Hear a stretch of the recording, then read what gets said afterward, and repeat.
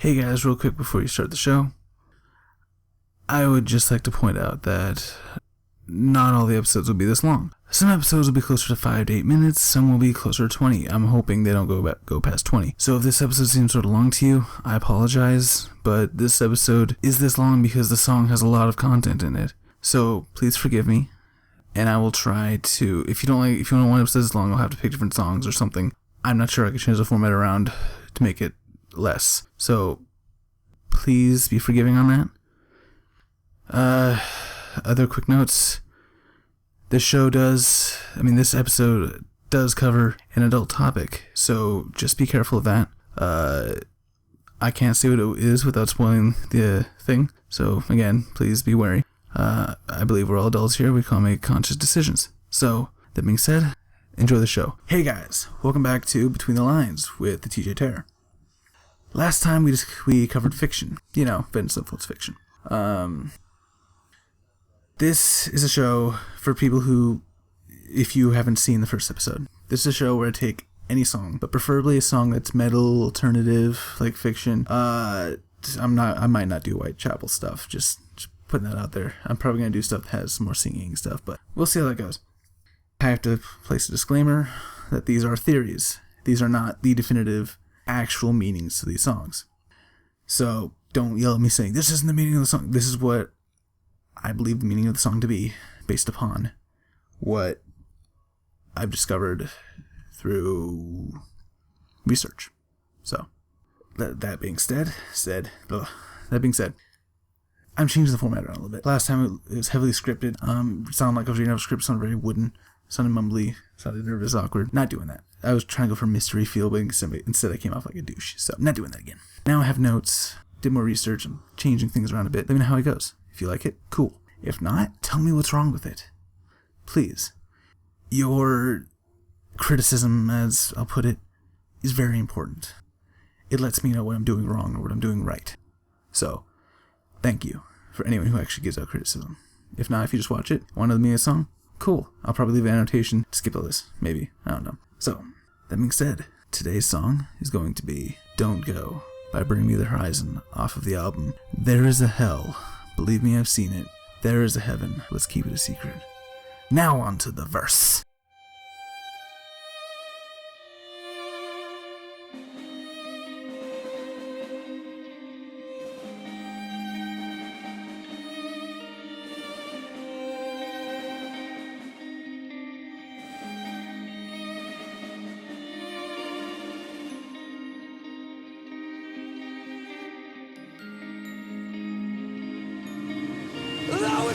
In the valley there were shadows and death.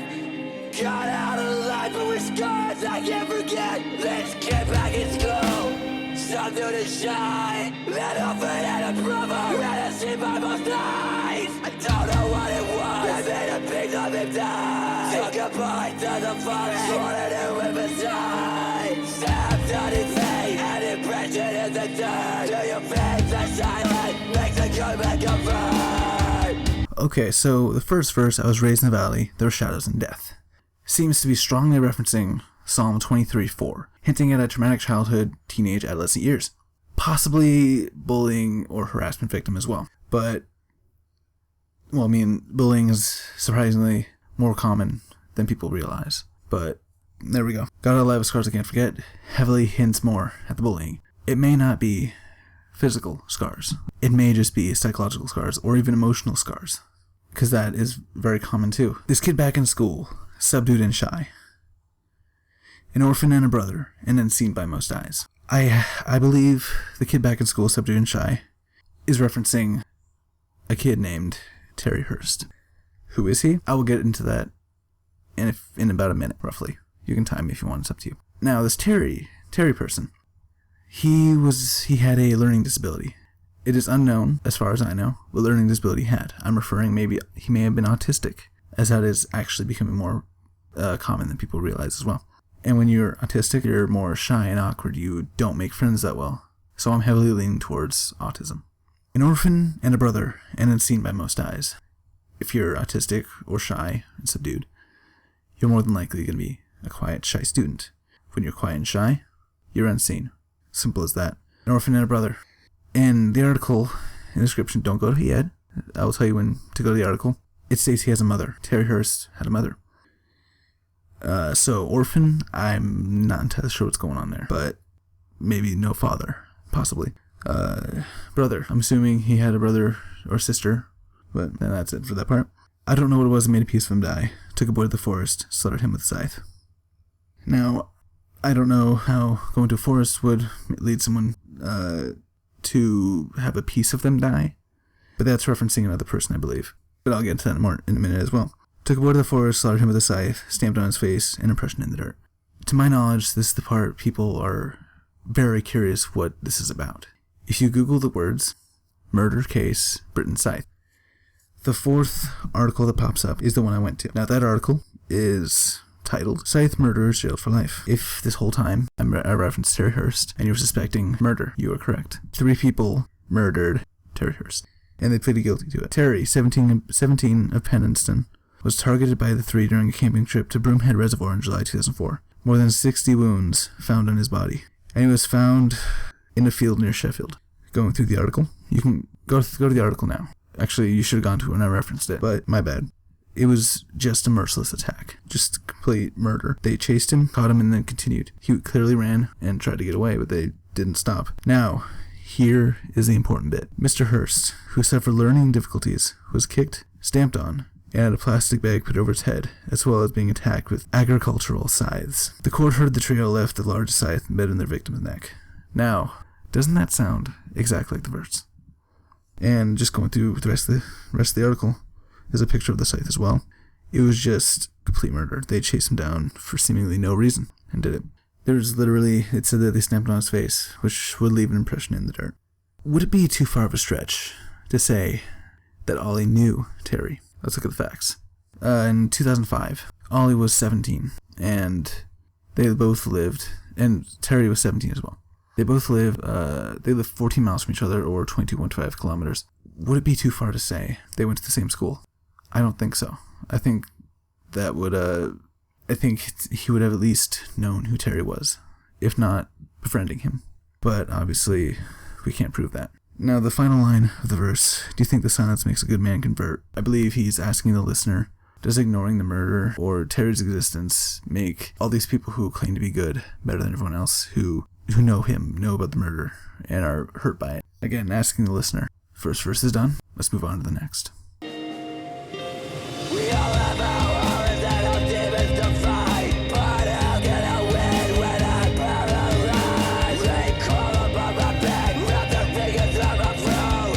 That's what I get for the choices that I made. God forgive me for all my sins. God forgive me for everything. God forgive me for all my sins. God forgive me. God forgive me. By the line, we all have our horrors and our demons to fight, he's referencing no one's different or better than anyone else. Everyone has their own issues that they're dealing with on a daily basis. Some people have monsters or mental illness, his being mental illness here. Some people being drug addiction, some people being self-harm. Everyone has a problem. Your problems are not better than their problems. Everyone has a problem. And the next couple lines here, how can I win when I'm paralyzed? They crawl up on my bed, wrap their fingers around my throat, is referencing night terrors, and he's describing them firsthand. Now, it's, from what I understand, pretty well known that from the age of 12, Oliver Sykes has suffered from a form of night terrors known as old hag syndrome, or, from what I understand, more commonly known as sleep paralysis, in which old women would come into his sleep and attack him. Then the next few lines, God forgive me for all my sins, God forgive me for everything. He's asking God or anyone who will listen, why do I deserve this? What have I done wrong? I don't understand. And obviously having these night terrors horrifies him. And he just keeps begging. I'm assuming at the age of 12, having these issues, he's begging to anyone that they would just end. He's scared, he's horrified. He doesn't understand what's going on. He's just having these problems, and I'm assuming it's painful and torturous.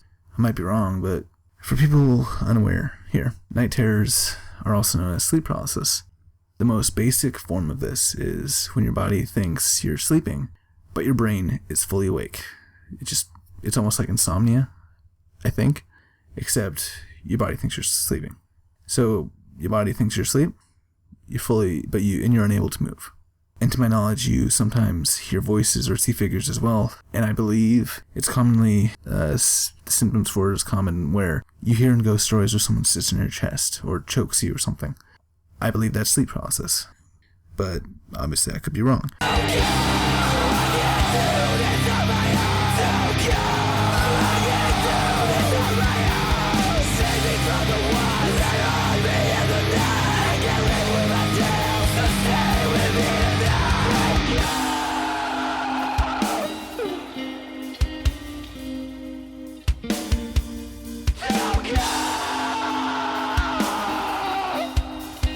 And after the chorus, "Don't go, I can do this on my own," repeated twice. He seems to be begging his girlfriend or loved one to not leave, that they keep him sane when he has to deal with all these issues, possibly the night terrors that plague him. Save me from the ones that haunt me in the night.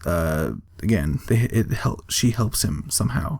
Just being around him helps him deal with these issues. Could be the physical connection, possibly, or even the emotional one. I can't say. "I can't live with myself, so stay with me tonight, don't go." He begs that if she leaves, he won't know what to do.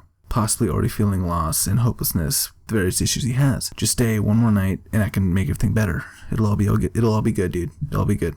He's begging now. He's terrified she'll leave. Now, to my understanding, the tracks "It Never Ends" and "Blessed with the Curse" are both about a woman. I don't know if they're about the same woman, but this track as well, it could be about the same woman too. That's a heavy possibility, but I can't say for certain.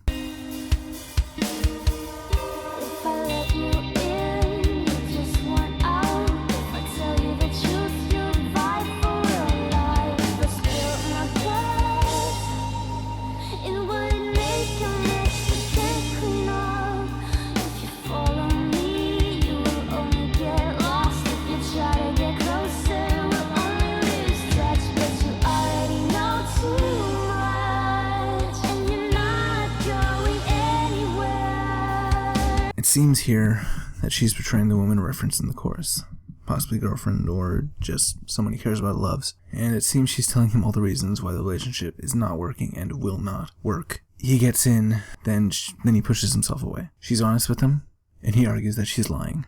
If she truly opens herself to him entirely, lets him completely into her heart, she's afraid to lead to a huge argument, maybe the biggest one they've had yet. When she leaves, she's warning that if he keeps chasing after her, it'll only end in his pain and suffering. She wants him to find happiness after her. She feels like they're not meant to be, and she wants him to be happy. And then the harder he tries to be with her, she knows, I don't want to be with this anymore. I don't want this. And it would only end in his pain.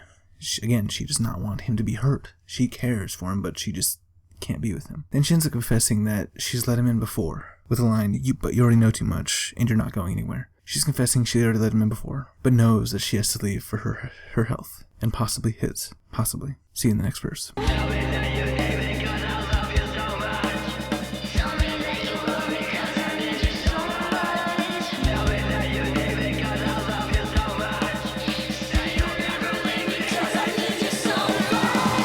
So here it just seems like he's begging her to say how much she actually needs him, because he actually does love her and he's scared of losing the one thing that's actually keeping him sane. Then after that, she asks the reverse, stating that she wants to hear him say, "I love you," because there's possibly an argument previously when she would try to bring this up, because it seems like a very common theme through all of the lyrics across the song, possibly even the album, is trust issues. The song just reeks of trust issues. I think that's the moral of the story, is the trust issues here. And then he repeats his begging in the next lyric, and she realizes that she actually does love him and needs him. Possibly he's finally said, "I love you," which clearly this wasn't easy for him. It must have been very difficult, knowing he has trust issues and having to deal with this. I'm pretty sure, like, he did care. He does want her. He cares for a lot. That's very clear here. But trust issues, I'm assuming the trust issues are through because of everything he's been through up to this point, that he even says in the previous verses. Now on to the last chorus.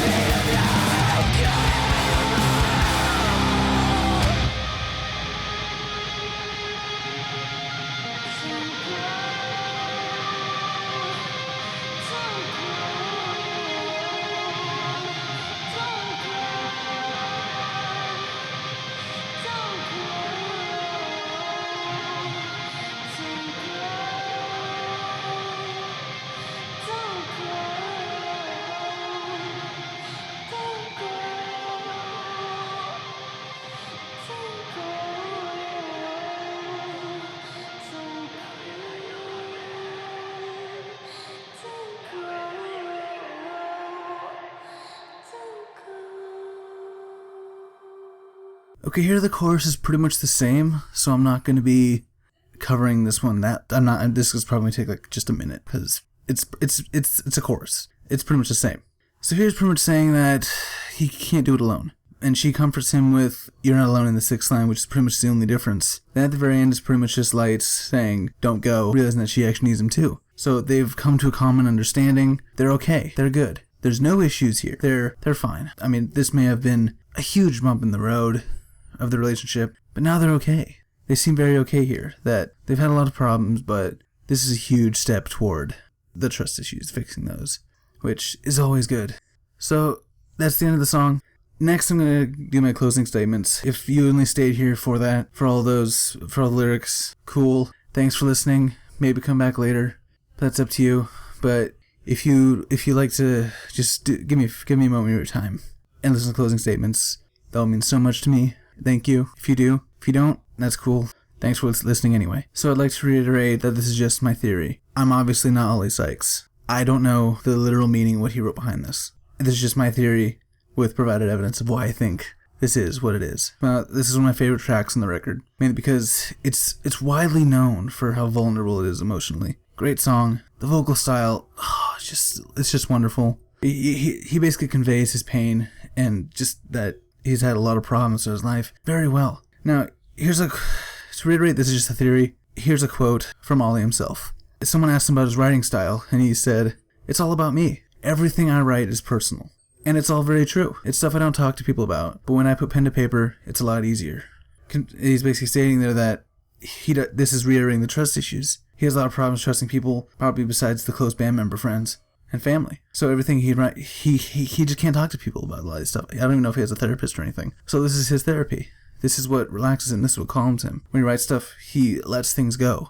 He just goes places. Which is, it's great to hear that people come up with it, that people overcome their issues. That's always a lovely, lovely thing to hear. And I think it was the same interview. Someone asked him what he thinks about people like me who try to figure out what the song is about. And to that he stated, quote, "People might think they know what I'm singing about, but they don't. They did not do the things I did. But I want people to be able to apply it to themselves." Which is good too. He's not mad that people try to uncover the actual meaning of the song. In fact, he's glad that people try to. But he more prefers people hear a song and attach it to a memory that they've had. That's what he prefers. But near the end, like literally at the end now. So, let me know. Did I miss anything? Do you feel like there was something I totally blanked out on, totally missed?